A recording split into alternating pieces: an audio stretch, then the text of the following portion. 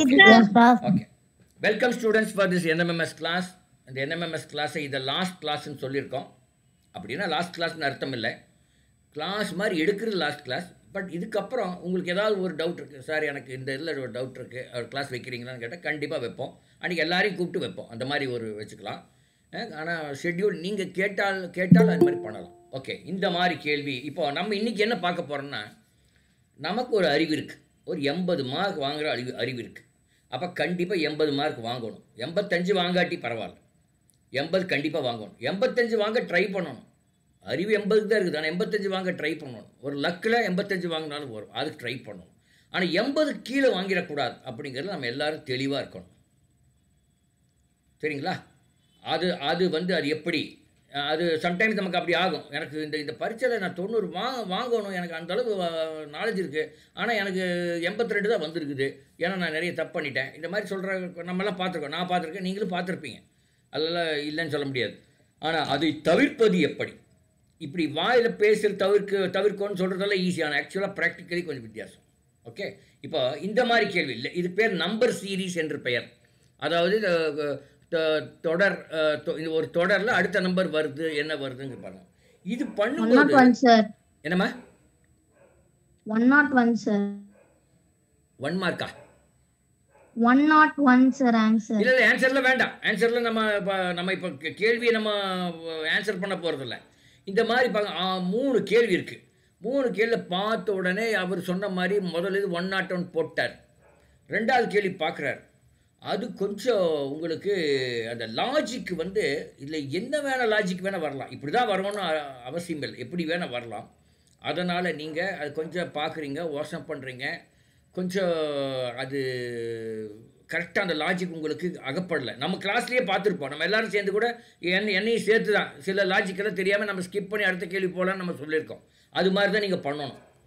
So இந்த 2வது கேள்வி பார்க்குறோம், அது கரெக்டான ஒரு இது எனக்கு அமைய மாட்டேங்குது, என்ன பண்ணுறது அப்படின்னு பார்த்தா இன்னொரு 1/2 நிமிஷம் வெயிட் பண்ணிவிட்டு கொஞ்சம் பாருங்கள். அப்போ அமையலைன்னா அதை அப்படியே அடுத்த கேள்விக்கு போயிடணும். அதான் ரொம்ப முக்கியம். ஏன்னா இந்த மாதிரி கேள்விகள் பார்க்குறதுக்கு ஈஸியாக இருக்கும், சம்டைம்ஸ் ரொம்ப லாஜிக் கிடைக்கலன்னா ரொம்ப டைம் எடுத்துரும். உண்மைதானே?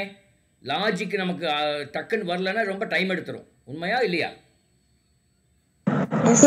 அதுல ரொம்ப டைம் வேஸ்ட் பண்ணிடக்கூடாதுங்கிறத என்னுடைய எண்ணம். ஏன்னா நீங்க 1 நிமிஷம் எடுக்கிற கேள்வி 5 நிமிஷம் எடுத்தீங்க வச்சுக்கங்க, அவ்வளோதான். அப்புறம் 4 கேள்வி எங்கேயாவது கம்மியாக தான் எழுதுவீங்க, அது ஆயிடக்கூடாது இது. ஆனால் நீங்கள் என்ன, நீங்கள் போகும்போது இதெல்லாம் நம்பர் சீரிஸ் நம்ம எத்தனை தடவை பார்த்துருக்கோம், வாத்தியார் எத்தனை தடவை சொல்லியிருக்கிறாரு, இதெல்லாம் ஈஸி தான் போவீங்க. ஆனால் அங்கே ஒன்று டிஃபிகல்ட்டாக ஒன்று வந்துடுங்க. அப்போ வரும்போது அதுக்கு ஒரு மரியாதை கொடுத்து, ஓகே டிஃபிகல்ட் கொஸ்டின் அப்பா நீ ஏன் நான் பின்னாடி வர்றேன் அப்படின்னு சொல்லிட்டு நீங்கள் அடுத்த கேள்விக்கு தந்துடணும். சரிங்களா? இப்போ முதல் கேள்வி 101ங்கிறது கரெக்டான விடையா சார்? 111 சார். 111 அப்படின்னு சொல்றாங்க ஒருத்தர். 8 13 101 சார். 13 101 சார். 21 13 21 34. ஆமா 101 தான். 101 தான். ஓகே, இது ஈஸி. அடுத்த கேள்வி பாருங்க. 4 5 16 24 64 124 256. 1024 sir. 624 sir. 624 sir. Sir 5 5 sir 25 sir. -1 பண்ணா 24 வருது சார். அதுவே 25 into 5 125 சார். 125 பண்ணா அந்த வரும் சார். இல்லை என்ன கொஞ்சம் தவறாக சொல்லிட்டீங்க, கொஞ்சம் கரெக்டாக சொல்கிறீங்களா கண்ணா? சார் அவரு சொல்ல ட்ரை பண்றாரு, ஆனா அவருக்கு தெரியுது, ஆனா தப்பா சொல்லிட்டாரு. இன்னொரு தடவை ட்ரை பண்ணுங்கண்ணா. இல்ல நான் தப்பா புரிஞ்சுட்டானான்னு தெரியல.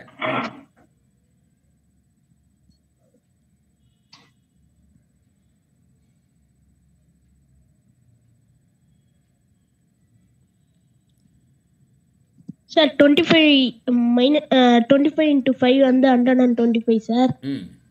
-1 பண்ணா 124 சார். சரி, அதே மாதிரி 125 into 5 பண்ணிட்டு -1 பண்ணா அது வரும் சார். சொல்லுங்க ஆன்சர் சொல்லுங்க. 1024. எப்படி 125 into 5 எவ்வளவு வருது போட்டு பாருங்க கண்ணா. 125 into 5 எவ்வளவு வருது கண்ணா?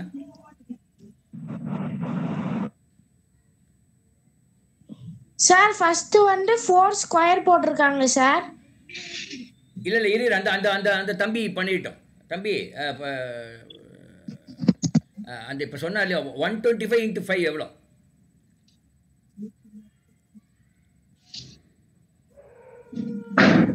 கண்ணா இப்போ சொன்னீங்களே எல்லாமே. இப்போ 125 into 5 எவ்வளோன்னு கேட்குறேன். 625 ஒன்று கழிச்சா 624. அப்போ 624 தான் ஆன்சரு. அவர் 1000 என்னமோ சொன்னார், வேற ஏதோ நம்பர் சொன்னார் அவர். இதுதான் இந்த மாதிரி தான் தப்பு. இப்போ இந்த பையன் யார்? அந்த பையன் பேர் ஏதோ ஒன்று எக்ஸ்ன்னு வச்சுங்க. அந்த எக்ஸுக்கு நாலேஜ் இருக்குது. நாலேஜ் இல்லைன்னு சொல்லிட முடியுமா அந்த பையனுக்கு? நாலேஜ் இருக்கு. ஆனால் இந்த மாதிரி தவறு நடக்கும். ஏன் தவறு நடக்குன்னா, நீங்கள் எப்பவுமே இந்த மாதிரி சில விஷயங்கள்லாம் அந்த ஒரு வெற்றிடம் கொடுப்பான். வெற்றிடத்துல கொஞ்சம் போட்டு பார்த்துக்கணும், அப்படியே பெருக்கி பார்க்கணும். இல்லைன்னா நான் உங்களை மாதிரி 125 into 5 அப்படியே மைண்ட் கால்குலேஷன் போட்டோம் சார். அதான் சார் தப்பா. அதான் அந்த மாதிரி நமக்கு நாலேஜ் இருந்தும் கூட நம்ம மிஸ் பண்ணக்கூடிய சில விஷயங்கள் இதுதான். அதை சுட்டி காட்டுறது நீ கிளாஸே வச்சிருக்கிறேன். என்ன உங்க பேர் என்ன கண்ணா? ராகவரமணா சார். அங்கே லெசன் நடத்துறீங்க சார். அது என்ன பேரு? ராகவரமணா சார். ராகவரமணா. இப்போ ராகவரமணாவுக்கு நாலேஜ் இருக்கு, அதில் ஒன்றும் மாற்று கருத்தே கிடையாது. நம்ம எல்லாருக்கும் தெரியும், அவருக்கு தெரியும், எனக்கும் தெரியும். ஆனால் அவரே கொஞ்சம் ஸ்லிப் ஆயிடுவார். அது ஸ்லிப் ஆகாமல் இருக்கிறதுக்கு தான் இந்த கிளாஸே. ஓகே, அடுத்தது தேர்ட் பாருங்க. Second option 35 sir. ஆ செகண்ட் ஆப்ஷன் 35 சார். அப்படியா? பார்க்கலாமா? Yes sir. Confidence sir.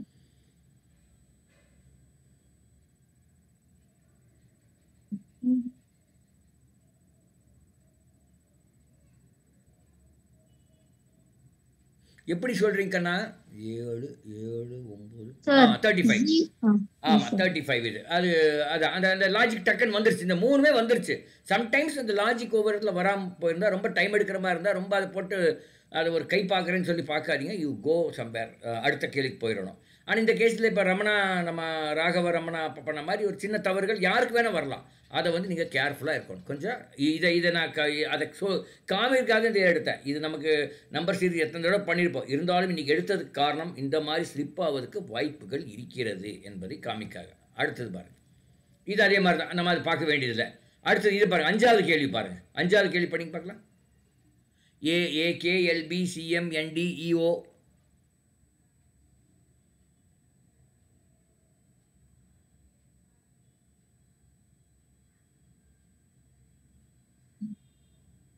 Feel ஆரம்பிக்கும் இல்லையா?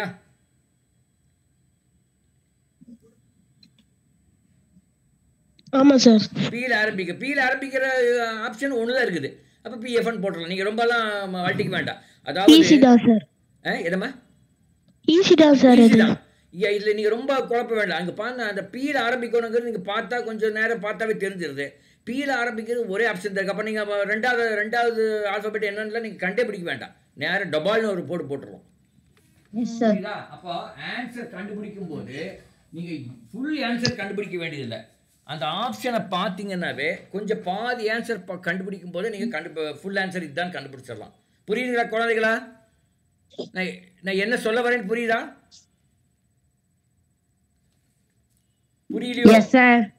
இது நீங்கள் புரியணும். அப்போதான் you will save time and you will get அந்த உங்கள் பொட்டன்ஷியல் அளவுக்கு மார்க் வரும். அடுத்தது பாருங்கள்.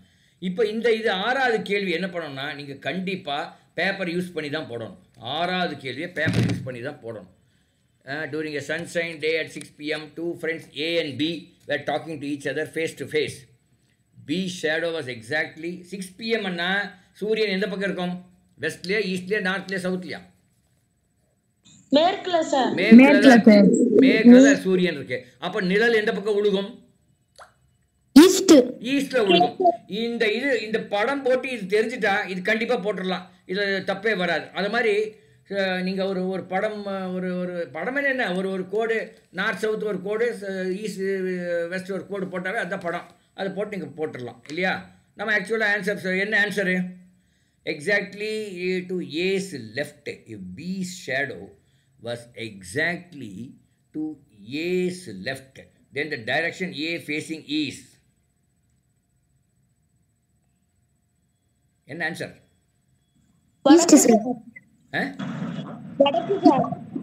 இது நார்த் சார். நல்லா பாருங்க. East sir. இல்ல நீங்க கேள்வியே புரியல உங்களுக்கு. வெஸ்ட் எல்லாம் சொல்லிடுவீங்க. எல்லாம் தப்பு. சவுத் சார் சவுத் தான் answer. A, the direction of A facing south, A facing is south. அவர் தெற்கு பார்த்து இருக்கிறார். அப்ப B எதை பார்த்து இருப்பார்? வடக்கு பார்த்து இருப்பார். அப்ப பியோட நிழல் ஈஸ்ட்ல விழுகும். அந்த ஈஸ்ட்ல விழுந்தாதான் ஏக்கு லெஃப்ட் சைடு வரும் இல்லையா? Yes sir. சார் புரியல சார். புரியல. புரியாம இருந்தாதான் நல்லது. பாருங்க, இப்போ 6 மணி ஏபி ஆப்போசிட் டைரக்ஷனில் போகிறாங்க. அப்போ 6 மணிக்கு ஏ வந்து இப்படி வச்சுக்கலாம். ஏ வந்து தெற்குந்து வடக்கு போகிறான்னு வச்சுக்கலாம் ஒரு பேச்சுக்கு. பி வந்து வடக்குந்து தெற்கு வரான்னு வச்சுக்கலாம். அப்போது இப்போ மேற்கு சூரியன் இருக்குது. 2 பேருக்குமே நிழல் வந்து கிழக்க தான் விழுகும். இப்போ பியோட நிழல் கிழக்க விழுகும், ஏவோட நிழல் கிழக்க விழுகும். இப்போ ஏ வந்து நார்த்து பார்த்து போயிட்டு இருந்தாருன்னா பியோட நிழல் ஏ போகிற டைரக்ஷனுக்கு எந்த சைடுக்கு? ரைட் சைடு இருக்குமா, லெஃப்ட் சைடு இருக்குமா? Right side. Right side. ஆனால் ஆக்சுவலாக எப்படி இருக்கு? லெஃப்ட் சைடு இருக்கணும். பாருங்க, the B shadow was exactly to A's left side. அப்போ என்ன பண்ணணும்? B ஏவும் இடத்த மாற்றுங்க. அப்போ ஏ வந்து நார்த்லேருந்து சவுத் போகிறாரு, பி வந்து சவுத்லேருந்து நார்த் போகிறாருன்னு போட்டிங்கன்னா அப்போது பியோட ஷேடோ ஏக்கு லெஃப்ட் சைடு வரும். அப்போது ஏ வந்து நார்த்லேருந்து சவுத் போகிறாருன்னு அர்த்தம். ஃபேஸிங் சவுத் அப்படின்னு கண்டுபிடிக்கலாம். சரியா? சார் இது படம் போட்டால் தான் வரும். இது எவ்வளோதான் நீங்கள் எவ்வளோ இன்டெலிஜென்ட்டாக இருந்தாலும் நானே மனசில் போட்டாலும் தப்பாக தான் போடுவேன். சில்ட்ரன், ஸ்டூடெண்ட்ஸ், இதை நல்லா புரிஞ்சுக்கங்க. இது நீங்கள் எவ்வளோ தான் நீங்கள் ஒரு இதாக இருந்தாலும் படம் ஒரு சின்னதாக பேப்பரில் ஒரு கோடு மாதிரி கிறுக்கி போட்டிங்கன்னா நீங்கள் ஜெயிச்சிருப்பீங்க. கோடு மாதிரி கிறுக்கி போடாமல் நான் மனசுலேயே போடுறேன்னு சொன்னீங்கன்னா தோற்றுருவீங்க. ஒவ்வொரு கேள்விக்கு இப்படி தான் ஒன்று இருக்குது. சில கேள்விக்கு இப்படி பண்ணணும் அப்படின்னு ஒன்று இருக்குது இல்லையா? இட்லி எப்படி சாப்பிடணும்? கொஞ்சம் கொஞ்சம் பிச்சு சாப்பிடணும் இல்லையா? ஆனால் இது எப்படி சாப்பிடணும்? ரைஸு ஒரு கையில் எடுத்து சாப்பிடணும். அதுக்குன்னு ஒரு மெத்தட் இருக்கு இல்லையா? வாயால சார். இல்லை, வாயால தான் ரெண்டுமே. கையில் எடுக்கும்போது கையிலேருந்து ஃபுல்லாக எடுத்து சாப்பிட்றோம். இட்லியால் கொஞ்சம் கொஞ்சம் பிச்சு சாப்பிட்றோம். ஒவ்வொன்றுக்கும் ஒரு ஸ்டைல் இருக்கு இல்லையா? அதுதான் ஒவ்வொரு கேள்விக்கும் ஒரு வகையான எல்லாம் வாய்க்குள்ளே தான் போகுது. That you are correct. But then எப்படி எடுக்கிறோங்கிறது அந்தந்த பொருளை பொறுத்து மாறுது. அதே மாதிரி தான் இந்த ஒவ்வொரு கொஸ்டினும் எந்த ஒரு மெத்தடில் போடணும் அப்படிங்கிற ஒரு இது இருக்குது. அடுத்தது பாருங்க. Okay. In an examination, a student scores 2 marks for every correct answer and loses 1 mark for every wrong answer. If he attempts all 90 questions, secures 42 marks, then the number of questions he attempted correctly is. ஒரு தேர்வில் மாணவன் சரியான விடையினை தேர்ந்தெடுத்தால் 2 மதிப்பெண் பெறுகிறான். தவறான விடையினை தேர்ந்தெடுத்தால் 1 மதிப்பெண் இழக்கிறான். ஒரு மாணவன் அனைத்து 90 வினாக்களும் பதிலிட்டு 42 மதிப்பெண் பெற்றால் சரியாக விடையளித்த வினாக்களின் எண்ணிக்கை எவ்வளோ? இது பாருங்க எப்படி போடணும்னா ஆன்சர்லேருந்து போகணும். ஆன்சர் 4 ஆன்சர் கொடுத்துருக்கான். 4 அதில் ஒரே ஒரு ஆன்சர் 44 எடுத்துக்கிறேன். அப்போ 44 சரியான விடை என்ன? இப்போ எவ்வளோ மார்க் வாங்கியிருப்பாரு? ஒரு கேள்விக்கு 2 மார்க் என்ன? எவ்வளோ வாங்கியிருப்பாரு? 88 வாங்கியிருப்பாரு. இப்போ 44 வந்து சரின்னா எவ்வளோ தப்பாக எழுதியிருப்பாரு? 22 சார். 22வா? 44 90 வினாவில் 44 கரெக்டாக எழுதியிருந்தா 56. சார் 46. எப்படி 56 சொல்லலாம்? 46. அப்ப 88ல இருந்து 46 கழிச்சு எவ்வளவு வருது? அப்போ 44 கேள்வி கரெக்டா எழுதுனால 42. இப்போ அந்த 42 வந்துருச்சு. அப்ப 44 தான் கரெக்ட். அப்படி நீங்க ஆன்சர் ஆப்ஷன்ல இருந்து போகணும். இந்த மாதிரி கேள்விகளுக்கு எப்படி போகணும்? ஆப்ஷன்ல இருந்து போக வேண்டும். ஓகே, 44 லக்கியா எடுத்துட்டேன். இதை நீங்கள் லக்கியாக எடுத்துட்டீங்க சார். நாங்கள் எப்படி சார் 64 எடுத்து பார்ப்போம். 64 கரெக்டாக இருந்தால் 128 மார்க்கு.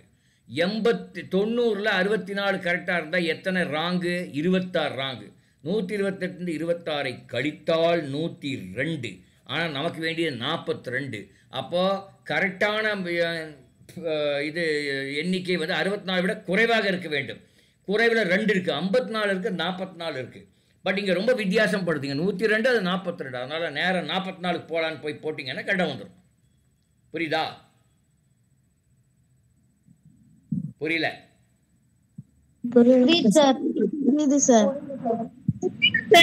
இந்த கேள்விக்கு ஆப்ஷன்லேருந்து போகும்போது தான் உங்களுக்கு அது ஈஸியாக இருக்கும். அதுக்காக ஒவ்வொரு கேள்வி ஒரு மாதிரி. அடுத்த கேள்வி அதே மாதிரி தான், ஆப்ஷன்லேருந்து போகிறது ஈஸியாக இருக்கும்னு நினைக்கிறேன். அடுத்த கேள்வியும் ஓகே. இந்த கேள்வி பாருங்க, 9வது கேள்வி பாருங்க. நான் கொஞ்சம் வேற கேள்வி போயிட்டு இருக்கேன். இந்த சார் கேள்வி 8. 8 வேண்டாம், 8 அதே மாதிரி தான், 7 8 ஒரே மாதிரி தான்மா, அதனால தான் நான் ஸ்கிப் பண்ணுறேன். சரி 8 உங்களுக்கு உங்கள் ஆசைக்கு போயிடலாமா? இருங்க, எஸ் சார். ஏன் அதையும் விடணும். படிங்க, யாரோ ஒருத்தர் படிங்க 8வது. ஒரு வகுப்பறையில் ஒரு பெஞ்சில் 4 மாணவர்கள் என்ற வகையில் அமைந்திருப்பின் பெஞ்சுகள் அதிகமாகவும் 3 மாணவர்கள் வீதம் அமைந்திருப்பின் 3 மாணவர்களுக்கு இடமில்லாமலும் உள்ளது எனில் வகுப்பறையில் உள்ள பெஞ்சுகளின் எண்ணிக்கை. இப்போ ஒரு வகுப்பறையில் ஒரு பெஞ்சில் 4 மாணவர்கள் என்ற வகையில் அமைந்திருப்பின் 3 பெஞ்சுகள் அதிகமாகும். இப்போ 16ன்னு எடுத்துக்கலாம், 16 பெஞ்ச் இருக்குன்னு எடுத்துக்கலாம். 16ல் 4 மாணவர்கள் உட்காந்தா 3 பெஞ்சுகள் அதிகமாக இருக்குது. அப்போ 13 பெஞ்சில் தான் மாணவர்கள் உட்காந்துருக்காங்க. 3 பெஞ்சு அதிகமாக இருக்குன்னு சொல்லிட்டோம். 13 பெஞ்சில் ஒரு பெஞ்சில் 4ன்னு மொத்தம் எவ்வளோ மாணவர்கள்? 48 சார். அட பாவிகளா, 48 + 3 51 சார். 52 சார். அட பாவிகளா, 48 தப்பு, 51 தப்பு, 52 தான் கரெக்ட். ஏன் இப்படி தப்பா பெருக்கிறீங்க? அவசரப்படுறீங்க எல்லாரும். இப்பவே சொல்லிட்டேன், கேள்வி 2 முறை படிக்க வேண்டும். அவசரமே படாதீங்க, மெதுவாக பண்ணுங்க. இப்போ 16 பெஞ்ச் இருக்குதுன்னா 4 மாணவர்கள் வீதம் உட்கார்ந்தா 3 பெஞ்சு ஃப்ரீங்கிறாங்க. அப்போ 13 தான் உட்காந்துருக்காங்க. 13 × 4 52 மாணவர்கள். இப்போ அந்த 52 மொத்தம் 16 பெஞ்சுன்னு சொன்னால் அந்த 16 பெஞ்சுகள் அதிகமாகும். 3 மாணவர்கள் வீதம் உட்கார்ந்தால் அப்போ 16 × 3 48 மாணவர் உட்காந்துட்டாங்க. அப்புறம் 3 மார்க் இடம் இல்லை, 3 மாணவர்களுக்கு இடம் இல்லை. அப்போ 48 + 3 51 மாணவர் தான். இங்கே 52, அங்கே 51. அப்போ 16 ஆன்சராக இருக்க முடியாது இல்லையா? அப்போ 15 எடுங்க. 15 பெஞ்ச் இருந்தால் 4 வீதம் உட்காந்தா 3 பெஞ்சு ஃப்ரீ. அப்போ 12 பெஞ்சில் தான் உட்காருவாங்க. 12 × 4 48 மாணவர்கள். இப்போ இந்த 15 பெஞ்சில் 3 மாணவர் வீதம் உட்காந்தா 15 × 3 45 ப்ளஸ் ஒரு 3 மாணவருக்கு இடம் இல்லை, 3 மாணவருக்கு இடம் இல்லை. அப்போ 45 3 + 3 48. அப்போ 48 வருது. அப்போ 15 ஆன்சர். ஹலோ, புரியல? புரியுது சார். புரியுது சார். இந்த கேள்விக்கு இது அதுக்கு முந்தின 7வது கேள்விக்கும் ஆன்சர் ஆப்ஷன்லேருந்து தான் நீங்கள் ஆன்சர் போகணும். அதுதான் மெத்தடே அப்படிதான். இப்போ இட்லி சுடும்போது எப்படி இட்லி பாத்திரத்தில் அந்த ரவுண்டாக இருக்கிற மாவு ஊற்றி அதை மேலே மூடியை போட்டு இப்போ சுடுவீங்க. தோசை சுடும்போது அப்படியே சுடுறீங்க? வடை சட்டி வச்சு அந்த இது பேனை வச்சு அதை தீ பண்ணி அதில் கொஞ்சம் எண்ணெய் ஊற்றி அதை கொஞ்சம் பெருசாக எண்ணெயெல்லாம் ஸ்ப்ரெட் பண்ணி அப்புறம் தோசை ஊற்றி அப்புறம் கரண்டியில் பெருசு பண்ணி அப்புறம் அதை ஒரு இந்த பக்கம் அந்த பக்கம் எடுத்து போட்டு அது ஒரு இடம் சொயங்கும். அதுக்கப்புறம் இன்னொரு இடம் எடுத்து போட்டால் சொயங்கும். அது ஏன் தோசைன்னு பேர் வந்து தெரியுமா? இந்தியில் தோனா 2. ஒரு தடவை இப்படி ஊற்றும் போது சொயன்னு ஒரு சவுண்டு வரும், திருப்பி போடும்போது ஒரு சொய் வரும். 2 சொய் வர்றதுனால தான் அது தோசை. 2க்கு இந்தியில் தோ. எப்படி ஜோக் எப்படி இருக்கு சார்? திருப்பி சொல்லி தர முடியுமா சார்? எது? 8th கொஸ்டின் புரியலையா? இங்க பாருங்க, அந்த முதல்ல கேள்வி புரிஞ்சுக்க. முதல்ல நீங்க கேள்வி படிங்க. புரியலைங்கிறவங்க கேள்வி படிங்க பார்க்கலாம். ஒரு வகுப்பறையில் ஒரு பெஞ்சில் 4 மாணவர்கள் என்ற வகையில் அமைந்திருப்பின் 3 பெஞ்சுகள் அதிகமாகவும் 3 மாணவர்கள் வீதம் அமைந்திருப்பின் 3 மாணவர்கள் இடமில்லாமலும் உள்ளது எனில் வகுப்பறையில் உள்ள பெஞ்சுகளின் எண்ணிக்கை. ஓகே, இப்போ நம்ம பெஞ்சு எவ்வளோ இருக்குன்னு தெரியாது, அதை தான் கண்டுபிடிக்கணும். 16ன்னு வச்சுப்போம். ஆனால் அவன் ஆன்சரில் கொடுத்துருக்கான் 16ன்னு வச்சுட்டா 4 பேர் உட்காந்தா 3 பெஞ்சு சும்மா தான் இருக்கும். 3 பெஞ்சு அதிகமாக இருக்குது. அப்போ 16ல் 3 பெஞ்ச் சும்மா இருந்தால் 3 பெஞ்சு போயிடுச்சுன்னா 13 பெஞ்சு.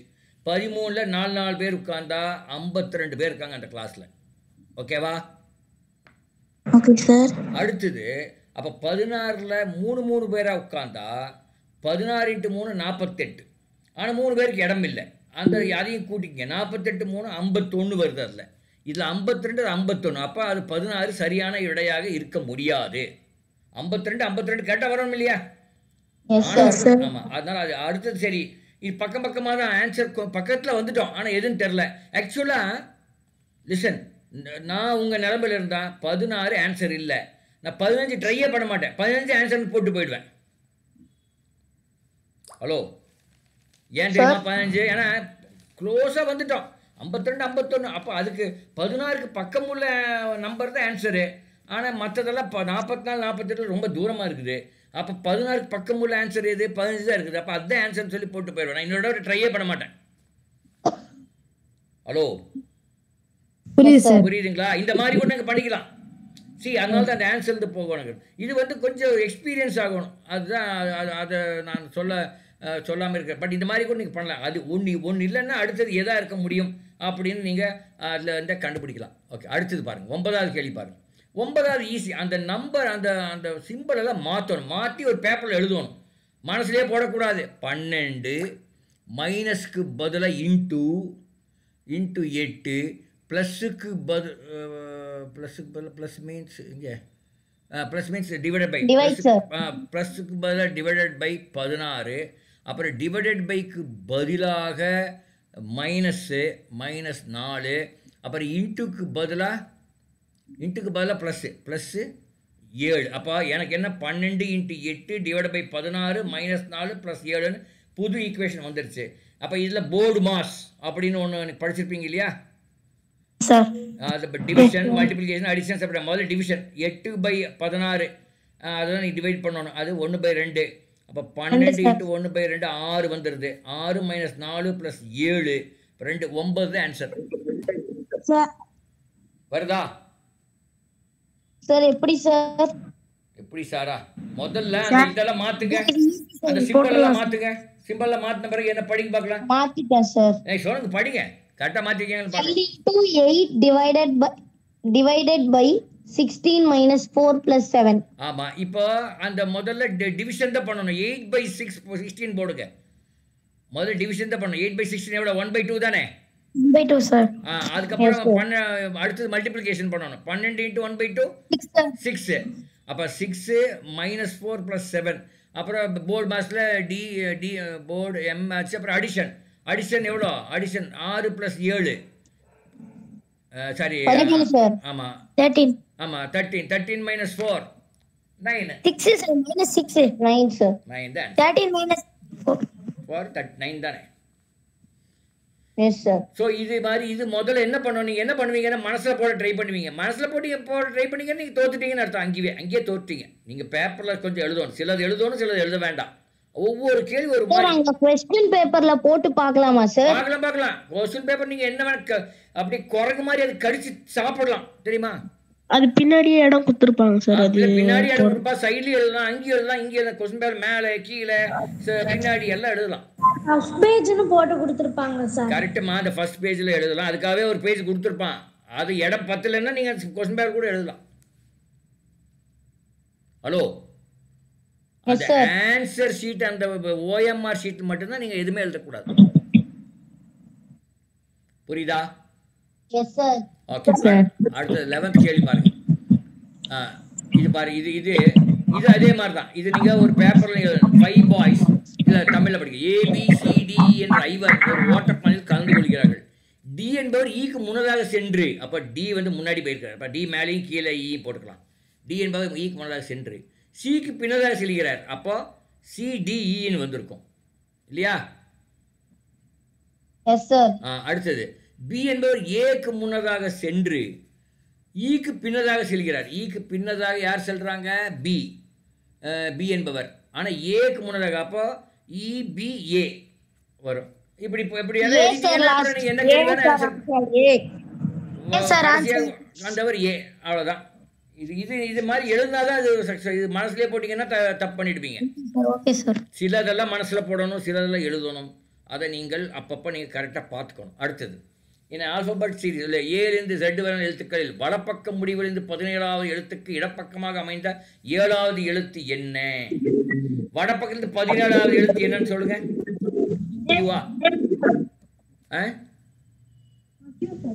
சார் ஸ்கிரீன் தெரிய மாட்டேங்குது. ஸ்கிரீன் தெரிய மாட்டேங்குதா? இருப்பா, ஸ்கிரீன் தெரிய மாட்டேங்குறாங்க சார். ஆமா சார், ஸ்கிரீன் தெரியுது சார். தம்பி, நீங்க ஏன் தெரிய மாட்டேங்குது? உங்க போனை கேளுங்க. இப்பதான் சார் தெரியல. இருங்க. இப்ப தெரியுதான்னு பாருங்க.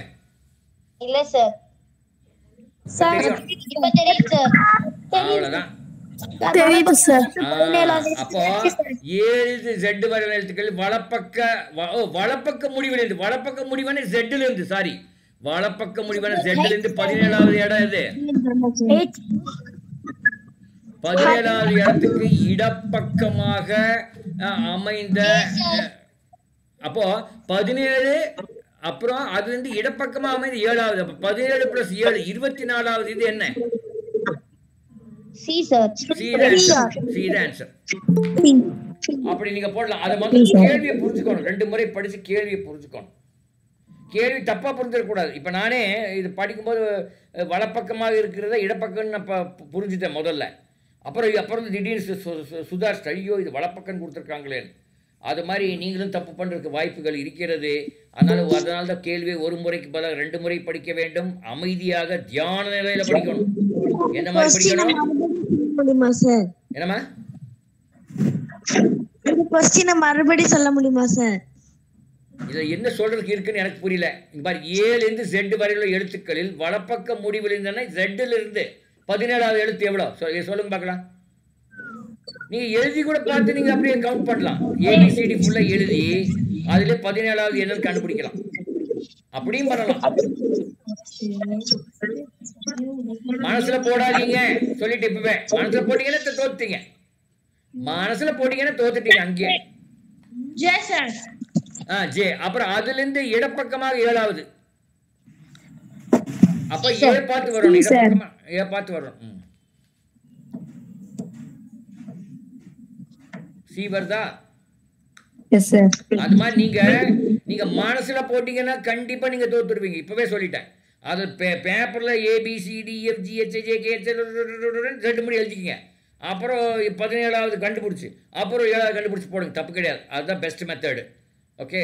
ரொம்ப எக்ஸ்பீரியன்ஸ் ஆனா 17 போச்சு மறுபடியும் ஒரு 7 இந்த பக்கம் தான். இப்போ 24 போயிட்டா என்ன வரும் அப்படின்னு பார்த்து 25வது என்னன்னு பார்த்தா சி அப்படின்னு போடலாம். அது ரொம்ப எக்ஸ்பீரியன்ஸ் ஆனவங்களுக்கு அது ஓகே. இல்லாட்டி அது உங்களுக்கு தப்பாயிரும் சம்டைம்ஸ். ஓகே அடுத்து பார்க்கலாம். பாருங்க. என்ற வரிசை என்ற எண்ணில் ஒன்றை என்ற எண்ணில் 1ஐ பின்னிலையாகவும் 7ஐ தொடர்ந்தும் வரக்கூடிய எட்டுக்களின் எண்ணிக்கை 1ஐ இருங்க 8க்கு பின்னாடி 1ம் 8க்கு முன்னாடி 7 வரணும். அப்ப 781 வரணும். 2 சார். ஆமா 2 தான் வருது. 2 தான் ஆன்சர். ஸோ இது கேள்வி நல்லா புரிஞ்சுக்கணும். சரியா? அடுத்தது இப்போ A and B are brothers. இதுவும் நீங்கள் பேப்பரில் எழுதி போட்டால் தான் கரெக்டாக வரும். A and B are brothers. C and D are sisters. A is son of D. அது அந்த ஜெனரேஷன் அந்த தலைமுறை பார்த்து போடணும். A Bன்னு போட்டுங்க பக்கமாக. ஏன்னா 2 பேரும் ஒரே தலைமுறை brothers. C and D are sisters. அது அப்படியே இருக்கட்டும். அதுக்கப்புறம் பண்ணுவோம். A son is D's brother. ஏவோட சன் அவர் டியோட பிரதர். ஓகே அவர் சன்னை எக்ஸ்ன்னு வச்சுக்கலாம். எக்ஸும் இந்த டியும் பிரதர்ஸு. அப்போ C and D are sisters. டினா C C. The relationship between B and C B to C. B to C. சிக்கு பி என்ன ஆகணும்? பிரதர். இல்லை இல்லை இல்லை இல்லை அங்கிள் அங்கிள் தான். நீ கரெக்டாக எழுதுன்னு அர்த்தம். கரெக்டாக எழுதினாதான் வரும். இதுவும் மனசுல போட்டீங்கன்னா தப்பாயிருவீங்க. இப்பவே சொல்லிட்டேன். மனசுல போட்டீங்க நீங்க தப்பு. பேப்பர் சின்னதா எழுதணும். சார் ஸ்கிரீன் தெரியல. அதுக்கு நான் என்னமா பண்ணிட்டோம்? எல்லாருக்கும் தெரியுதா? தெரியுது சார். எல்லாரும் தெரியும். உனக்கு மட்டும் தெரியலன்னா உங்க போன்ல ஏதோ பிரச்சனைன்னு அர்த்தம். நீங்க அதை ஏதோ நோண்டி பாருங்க. சரியா? இதை வந்து நீங்க மனசுல போடாதீங்க. சிலதெல்லாம் மனசுலயே போடக்கூடாது. கரெக்டாக நீங்கள் பேப்பர் எடுத்து ஏ பி ஒரே ஜெனரேஷன் ஏதோ தலைமுறையில் இருக்காங்க. அதுக்கடுத்து என்னம்மா அங்கிள் ஆன்சர் சார் 15க்கு வந்து 23 சார். இதை அவசரப்பட்டு போகாதீங்க. மெதுவாக போங்க. இப்போ 14 தான் உட்காந்துருக்குறோம் நம்ம. நீங்கள் இப்போ 15 போடுறீங்க. அது அப்படி பண்ணீங்கன்னா அப்புறம் ராங்கா இருக்கு வாய்ப்புகள் அதிகம். அடுத்தது இப்ப 15க்கு போங்க. ஒரு நேர்வரிசையில் 23 sir. ஏயிடம் இருபக்க முடிவிலிருந்து 12 எனில் அவ்வரிசையில் உள்ளவர்களின் எண்ணிக்கை எவ்வளோ? 23 sir. 23. 23 sir. ஏ வரிசையுடன் ஏயின் இடம் இருபக்கம் 12 எனில் அவ்வரிசையில் உள்ள எண்ணிக்கை 23. கரெக்ட். 2 12 + 12 கூட்டி ஒன்றை கழிக்கணும். Okay, very good. அடுத்தது இது அதே மாதிரி தான், ஒவ்வொன்றா பார்த்து பார்த்து நீங்கள் பண்ணணும். இதெல்லாம் நீங்கள் எழுத வேண்டியதில்லை, இது பார்த்து பார்த்து நீங்கள் பண்ணிடலாம். இந்த டிஸ்ட்ரிபியூஷன் கோட், டிஸ்ட்ரிபியூஷன் வந்து எஸ்டிடி அப்படி போட்டிருக்காங்க. தென் காம்பினேஷன் எப்படி போடுறது? டிக்கு பதிலாக எஸ் போட்டிருக்காங்க. என்ன ஆன்சர் வரும்னு சொல்லுங்க பார்க்கலாம். இது புரியல சார் ஒண்ணுமே. சார் யாரோ ஒருத்தர்ல இருந்து பாட்டு கேட்டே இருக்கு சார். யாருப்பா என்ன பண்றீங்க இப்படி? லக்ஷ்மின்ற ப்ரொஃபைல் சார். லக்ஷ்மி ஏன் பண்றீங்க இப்படி?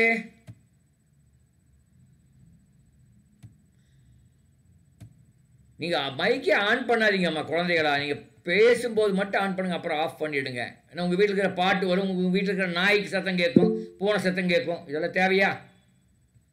ஓகே, பார்க்கலாம். டிஸ்ட்ரிபியூஷன் இஸ் ரிட்டன் புரியல சார் இது. புரியல சார். இருங்க, முதல்ல படிங்க. முதல்ல கேள்வியை படிங்க.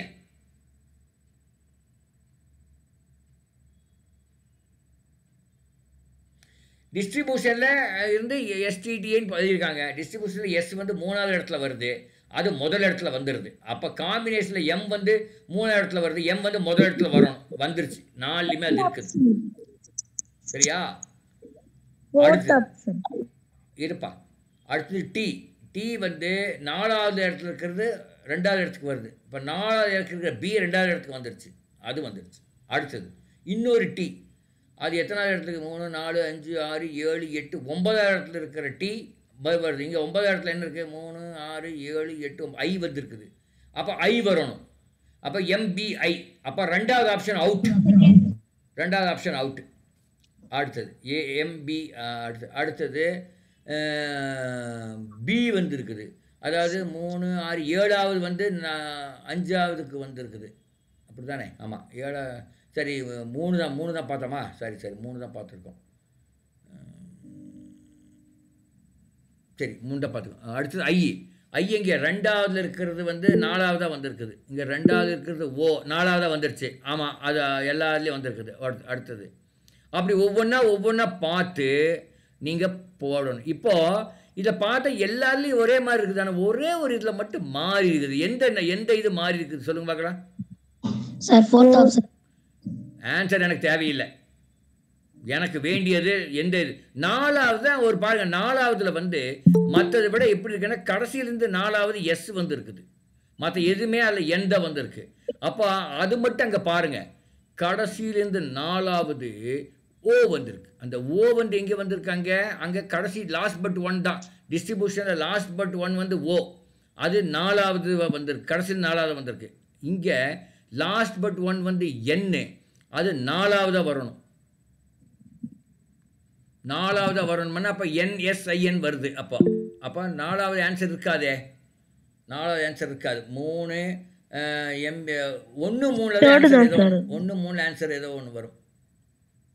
அப்படி நீங்கள் ஒவ்வொன்றா பார்த்து ரொம்ப கூர்மையாக பார்த்து கான்சென்ட்ரேஷன் வேணும். இதுக்கு எழுத வேண்டாம், படிக்க வேண்டாம், ஒன்றும் எழுத வேண்டாம். ஆனால் கான்சென்ட்ரேஷன் தேவைப்பட வேண்டியது.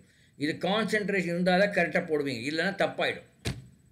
சரியா? இப்போ என்ன ஆன்சர்னு பார்க்கலாம். இருங்க, 1 3 தான் ஆன்சர். எது ஆன்சர்னு பாருங்கள்.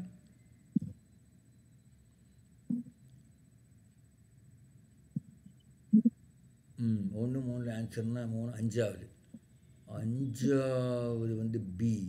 இது வந்து 5வது வந்து பி. பி வந்து 7வது வந்து 5வது வருது. 7வது வந்து ஏ வந்து 5வது வரணும். அப்போ வந்து 1 தான் ஆன்சர். ஆப்ஷன் 1 தான் ஆன்சராக இருக்கு. எனக்கு ஆப்ஷன் 1 வருது. உங்களுக்கு என்ன வருதுன்னு பாருங்கள். மெதுவாக போடுங்க, அவசரம் இல்லை.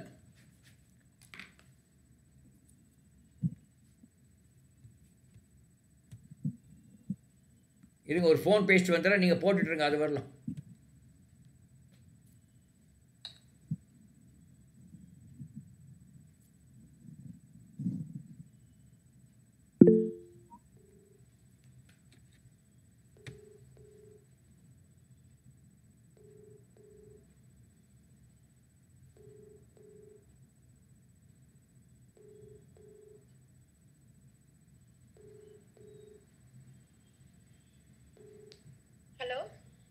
சொல்லுங்கம்மா.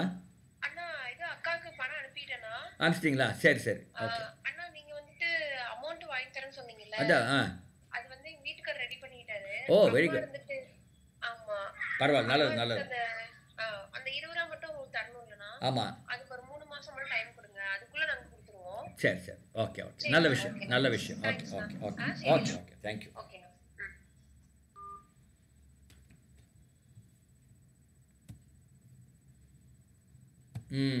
என்ன ஆன்சர் வருது? ஏ வருதா? 1 வருதா? Yes sir.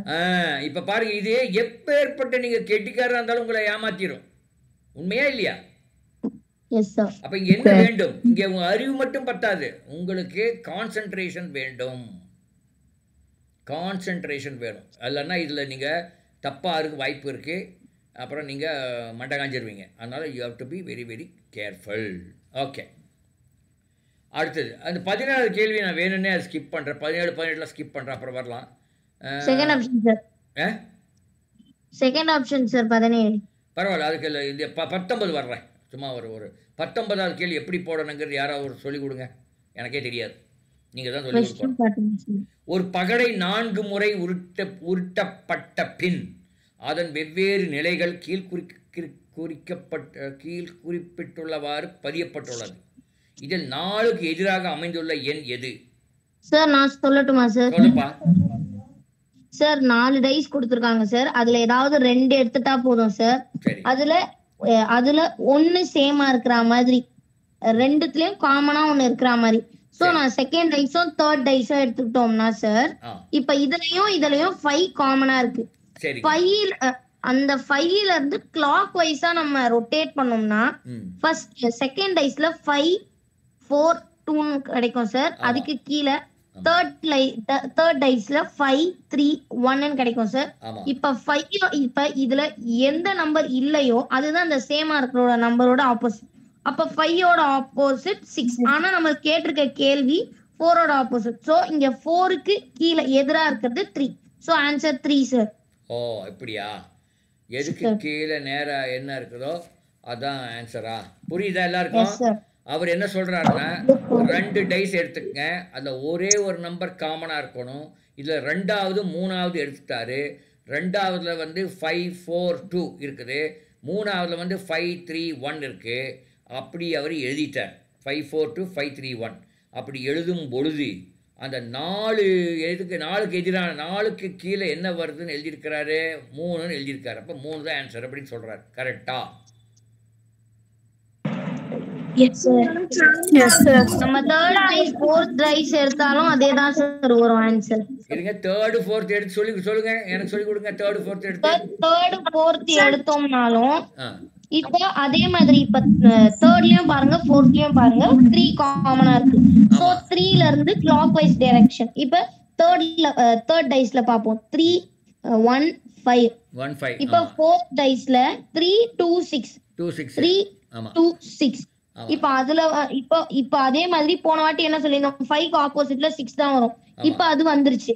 போன வாட்டியும் 2க்கு ஆப்போசிட்ல 1 தான் வந்தது. இப்ப 2 நம்பர் காமனா வந்ததுல எந்த நம்பர் இல்லையோ அந்த நம்பர் தான். சோ 3 காமனா வந்துருக்கு. இதுல மொத்தமா இல்லாத 4. ஆமா, 3க்கு அப்புறம் 4 தான் வரும். கரெக்ட். ஓகே, புரிஞ்சுது. இப்போ எனக்கு புரிஞ்சு போச்சு.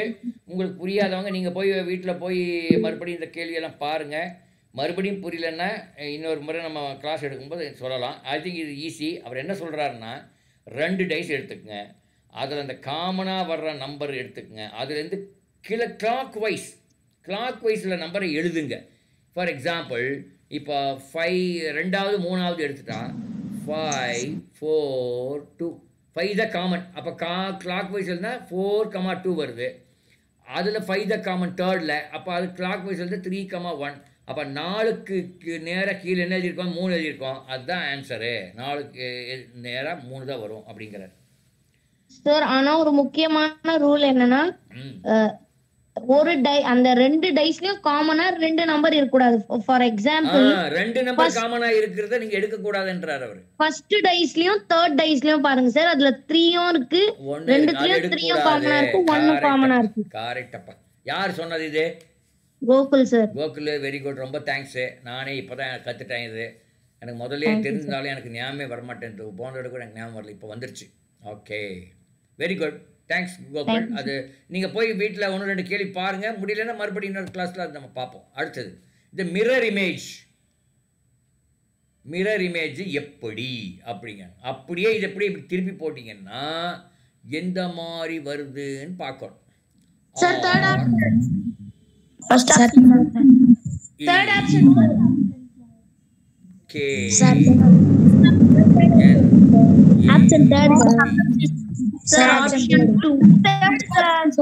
Option 2 sir. Best option. ஏன் ஆப்ஷன் 2 சொல்றீங்க சார்? இப்போ மாற மாட்டேங்குதுங்க சார். இப்போ क्वेश्चन 1ல இந்த அந்த ட்ரையாங்கிளோட அந்த லைனும் அதுக்கப்புறம் இந்த லைனும் மிரர் இமேஜ்ல ரைட் சைடு போய்டும் சார். சரி, ஆமா. மேல இருக்கிற ட்ரையாங்கிளும் சர்க்கிளும் அப்படியே ஆப்போசிட் ஆயிடும் சார். எந்த கேள்வி சொல்றீங்க? ஓகே சார், நான் சொல்றது 20வது கேள்வி. சார் இதுல கண்ணாடி பிம்பம் கேட்டிருக்காங்க சார். கண்ணாடி பிம்பம்ன்றதுனால first option sir. Option second திருப்பி கண்டு சார். செகண்ட் கிடையாது. First option sir.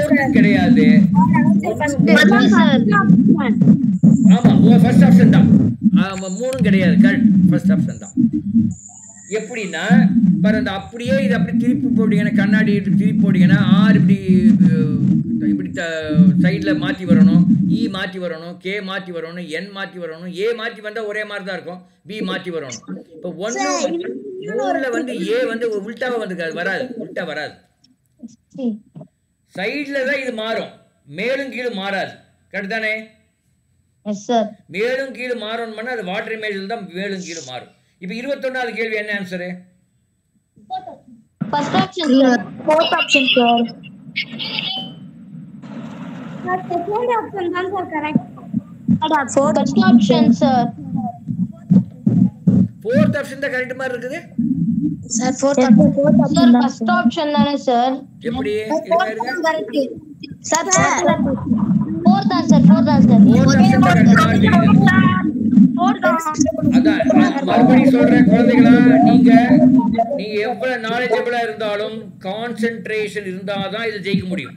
மறுபடியும் சொல்றேன், எவ்வளவு நாலேஜபிள் இருந்தாலும் கான்சென்ட்ரேஷன், ஃபோக்கஸ், அப்ப போய் வேற ஏதோ நினைக்க கூடாது. அதுல அந்த கேள்வியில அப்படியே ஃபுல் மனசை உள்ள விட்டாதான் ஜெயிக்க முடியும். ஓகே, அடுத்தது 22வது கேள்வி பாருங்க. Third option sir. Third option. நான் தேர்ட் ஆப்ஷன் ஒத்துக்கிறேன். ஓகே, நெக்ஸ்ட் வந்து இந்த நம்பர் ஆஃப் ட்ரையாங்கிள்ஸ் வந்து யாரு வேணா ஏமாத்தும், ஆனா வேற வழியே இல்லை. இது அப்படியே நம்ம தான் கவுண்ட் பண்ணியே ஆகணும். முதல்ல என்ன பண்ணோம்னா சின்ன சின்ன ரெக்டாங்கிள் செவகத்தை கவுண்ட் பண்ணலாம். 1 2 3 4 5 6. அடுத்தது 7 8 9. அப்புறம் 12 இருக்கு சார். டோட்டல் 12 இருக்கு சார். Total 16 sir. 16 சார். 16 இருக்குது. 16 சார். எனக்கு 16 சார். ஆமா சார். எனக்கு 16 சார். ஜாயின் பண்ணிட்டாங்க. மெதுவா போடுறாங்க சார். 18 வருது. ஃபோர்த் ஆப்ஷன் தான் சார் கரெக்ட். ஆமா, 16 இருக்குது. நீங்க மெதுவா அவசரப்படாம போடணும். அவசரப்பட 16 சார். அவசரப்படக்கூடாது, சரிங்களா? ஓகே, அடுத்தது the reflex angle between the hands of the clocks at 9:30. 9:30ல 9:30 அது வந்து எவ்வளவு வரும்? 90 क्वेश्चंस என்னென்ன ரெக்டாங்கிள்ஸ் சொல்லுங்க சார். என்னம்மா? 23 ரெக்டாங்கிள்ஸ். இது 12 தான் சார் வருது. 12 வருதா? இப்போ யாரோ ஒரு குழந்தை 16 வந்த குழந்தை சொல்லுங்க சார். 16 சார். அது எப்படின்னு சொல்லுங்க. என்னென்ன ட்ரையாங்கிள்ஸ்னு சொல்லுங்க சார். அதான் அவர் சொல்றாங்க, இருக்கு வெயிட் பண்ணுங்க. சொல்லுங்கண்ணா. சார் ஃபர்ஸ்ட் தனித்தனியா சின்னதா இருக்குது சார். அடுத்து நீள்வாக்குல ஒரு இது சின்ன ரெக்டாங்கிள்ஸ் எல்லாம் சேர்த்துக்கணும் சார். அடுத்து படுக்கை வசமா சேர்த்துக்கணும் சார். அப்படி சேர்க்கும்போது நீள் வாக்குல இருக்கும்போது 3 இருக்கு சார். அந்த எப்படி வந்துன்னு கேட்ட குழந்தைக்கு அம்மா நீங்க அப்படியே இந்த படத்தை அப்படியே போட்டுக்குங்க உங்க பேப்பர்ல போட்டுங்க. நீங்க வீட்டில் உட்காந்து அப்படியே பாருங்க எப்படி எல்லாம் வருதுன்னு பாருங்க. நீங்க ஜெயிச்சிருவீங்க. நீங்களா அது தெரிஞ்சிட்டீங்கன்னா உங்களுக்கு ரொம்ப கான்ஃபிடென்ட் ஆயிடும். சரியா சார்? 18 தானே சார் வருது? 18 வருதா? 18 தான் சார் எனக்கு வந்தது. இருங்க பார்க்கலாம். இருங்க நானும் பார்க்குறேன். எனக்கு 16 தான் வந்தது. எப்படியா என்ன தப்பானு பார்க்குறேன். இருங்க 6 + 1 2 3 3 தென் ப்ளஸ் 3 6ல் ஒரு 2 அப்புறம் வந்து இதில் ஒரு 2 ஒரு 4 அப்புறம் ஒரு 2 அப்புறம் ஒரு 1 எவ்வளோ வருது? 9 9 2 11 11 13 15 ஆமாம் 18 வருது கண்ணா. எனக்கு 18 வந்துருச்சு. அப்போ நீங்கள் எழுதணும் ஒவ்வொன்றா எழுதி 6 4 அப்படி எழுதினா 18 தான் வருது எனக்கு. கரெக்ட் கண்ணா. யார் 18 சொன்னால் அவங்களுக்கு வாழ்த்துக்கள். நாங்கள்லாம் 16ன்னு சொல்லி ஏமாந்துட்டோம். எங்களுக்கெல்லாம் முட்டை தான் கிடைக்கும் இந்த எக்ஸாமில். உங்களுக்கு தான் கரெக்டாக கிடைக்கும், நல்ல மார்க் கிடைக்கும். ஸோ இது வந்து நீங்கள் அமைதியாக நீங்கள் போடணும். அது வந்து வழியில் ஒவ்வொன்றா பார்த்து நீங்கள் இந்த எண்கள் எழுதி வந்து அப்புறம் அதை கூட்டணும். ஓகே, நீங்கள் வீட்டில் இது பாருங்கள். அது ஒரு இந்த கட்டத்தை போட்டுக்குங்க உங்கள் பேப்பரில். வீட்டில் போய் பார்த்து 18 எப்படி வருதுன்னு நீங்களே கண்டுபிடிங்க. இது சொல்லிக் கொடுக்குறத விட நீங்களே கண்டுபிடிக்கிறதா பெட்டர். அடுத்தது the reflex angle between hands of the clock 9:30. ஒரு கடிகாரத்தில் 255 தான் சார். 255 சார். சார் 255. இருங்க நான் போடுறேன். 120 360லேருந்து 135 கழிக்கணுமா? இல்லை 9:30யா? இது 30 90 105 கழிக்கணும். 45. எனக்கு 240 வருது. Option 3 option 2 sir. இருங்க 2 சார். 9:30 தானே?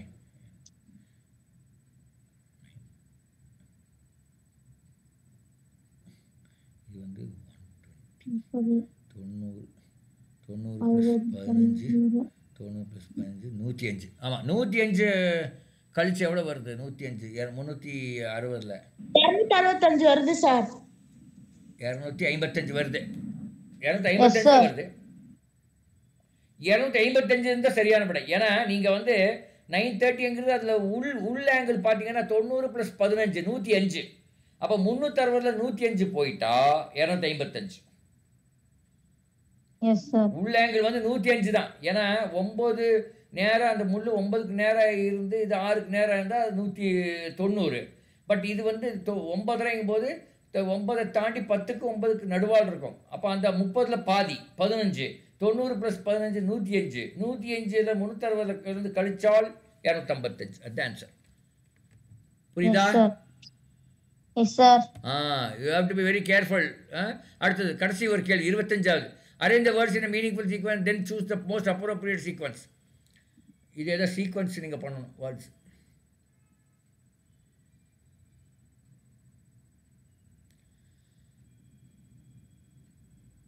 சிலபஸ்ஸு டெக்ஸ்ட் புக்கு சிபி அப்படி தான் வரும் நினைக்கிறேன். ஃபர்ஸ்ட் ஆப்ஷன் தான் நினைக்கிறேன். First option sir. பாடத்திட்டம், பாடப்புத்தகம், கற்பித்தல், கற்றல், அதுக்கப்புறமா சோதித்தல், சிபின்னு தெரிஞ்சு போச்சு. அப்ப சிபி இருக்கிற ஆப்ஷன் என்ன? ஒரே ஆப்ஷன் தான். அதை போட்டு விட்டுற வேண்டிய, மற்ற நீங்க பார்க்கவே வேண்டியதில்லை. Yes sir. அப்படி கூட பண்ணலாம். சரியா? Okay, will close at this. இது மாதிரி தான் நீங்கள் ஒவ்வொரு கேள்விக்கும் எப்படி பண்ண வேண்டும் அப்படின்னு நீங்கள் பண்ணணும். இப்போ நீங்கள் சைக்கிள் ஓட்டியிருக்கீங்களா? சைக்கிள் ஓட்டும் போது அந்த பெடல்ல லெஃப்ட் கால் வைப்பீங்களா ரைட் கால் வைப்பீங்களா? எடுத்த உடனே சைக்கிள் ஓட்டும் போது பெடல்ல முதல்ல லெஃப்ட் காலா ரைட் காலா? அந்த பக்கம் கால் எடுத்து போட்டா ரைட் காலு. பட் இந்த பக்கம் இருந்து போட்டா லெஃப்ட் கால். அது மாதிரி சைக்கிள் ஓட்டுறதுன்னு இப்படி ஒரு இலக்கணம் இருக்குது. நீங்கள் லெஃப்ட்டில் போடணும்னா லெஃப்ட் கால் தான் நீங்கள் டாயின் டாயின் அடிச்சு அப்புறம் போய் அப்புறம் ரைட் கால் போடுவீங்க. இல்லை ரைட் காலை முதல்ல எடுத்து வச்சு அந்த பக்கம் போட்டிங்கன்னா அப்புறம் ரைட் கால் போடுவீங்க. அப்படி தான் அதே மாதிரி இந்த கேள்விகளும் ஒவ்வொரு கேள்வி ஒவ்வொரு மாதிரி நீங்கள் பண்ண வேண்டும். ஓகே சார் 26 மட்டும் பார்த்துலாமா சார்? 26 பார்க்கலாம். ஆல் நான் பென்சில்ஸ் answer ஆர் சொல்லட்டுமா பென்ஸ். சார்? இருங்க. All pencils are pens, all pens are notebooks. Conclusion வந்து all notebooks are pencils, some notebooks are pencils. A only sir. ஆமாம், A only A follows. Sir ஏன்னா ஃபர்ஸ்ட்ல வந்து universal positive sir, நெக்ஸ்ட்ல universal positive sir. Book இருக்கணும். அப்ப ரெண்டுத்துலயும் காமனா இருக்கிறது பென். அப்ப நெக்ஸ்ட்ல பென் வரக்கூடாது. அப்ப all pencils are notebooks, அப்படி இல்லாட்டி all notebooks are pencils. ஆமா ஆமா, ஏ தான் அப்ப வரும். இங்க சம் வந்துருச்சுன்னா பர்టిక్యులர் பாசிட்டிவ் ஆயிடுச்சு சார். அதனால ஏ மட்டும். சம்மே பிஏ வராது, ஏன்னா சம்மே வரல இங்க. சார் ரெண்டுமே ஆல் வந்துருச்சுன்னா பர்టిక్యులர் ஆயிடும், அதனால வராது. கரெக்ட். ஸோ இதுதான், அது 26 ஈஸி தான், ஒன்றும் பிரச்சனை இல்லை. ஓகே, நம்ம உங்களுக்கு ஏதாவது டவுட் இருந்தால் நம்ம கிளாஸ் வைக்கலாம் அடுத்த வாரம். இந்த வாரம் என்னை எக்ஸ்கியூஸ் பண்ணிங்க. இந்த வாரம் எனக்கு நிறைய 2 காலேஜுக்கு போகணும், ஒரு கல்யாணத்துக்கு போகணும், போய் சாப்பிடணும் இங்கெல்லாம். அதனால் என்னை விட்டுடுங்க. அடுத்த வாரம் வைக்கலாம். பட் நீங்கள் ஏதாவது டவுட் கேட்டால் அந்த ஏரியாவில் வச்சுக்கலாம். சரியா?